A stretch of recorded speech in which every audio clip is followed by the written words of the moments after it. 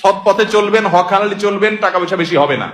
অন্যরা তো দূরের কথা, নিজের আপন মা বাবার কাছেও দাম পাবেন না, ভাই বোনের কাছে দাম পাবেন না, বইয়ের কাছেও হয়তো দাম পাবেন না, ছেলে মেয়ের কাছেও হয়তো দাম পাবেন না, বন্ধু বান্ধবের কাছেও দাম পাবেন না, এলাকার ইমাম সাহেব, খতিব সাহেব, হুজুর সাহেবের কাছেও দাম পাবেন না, কারণ পয়সা নেই।